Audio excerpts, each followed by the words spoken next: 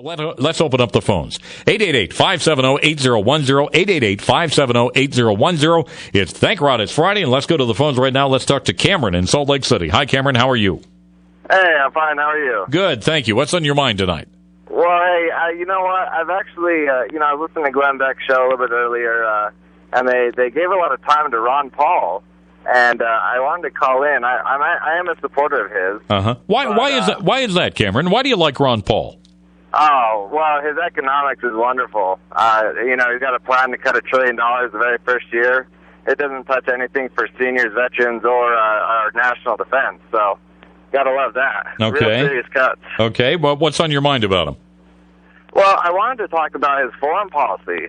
That seems to be where a lot of people get hung up. They kind of claim him as anti-Israel and weak on defense. But, in me looking at him, I just fervently disagree, and I just want to get your opinion on that. I think he's very strong. Well, I think the problem that bothers me with Ron Paul is the foreign policy issue that he almost wants, I think in many ways, or my sense is, and Cameron, correct me on this, is he almost wants to return to an era of isolationism here in the United States, that we don't care about anything else that happens around the world, and I think that is a very dangerous step to take. Am I reading it wrong?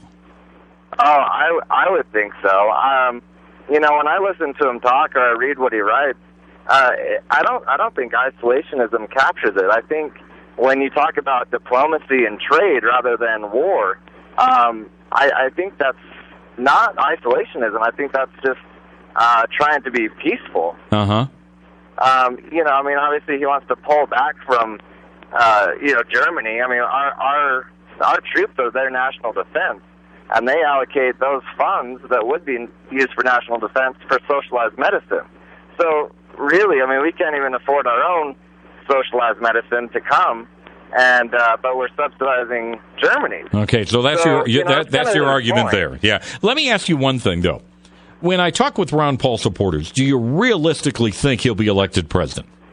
Oh, absolutely. Right now, I think Iowa, I think that's solidified that it's a two-person race. You have Mitt Romney and Ron Paul. All right, Cameron. Mitt Romney, who gets his funds from a lot of corporate and special interests, and Ron Paul, who gets his funds from the people. All right, Cameron, thank you. Let's go to Frank.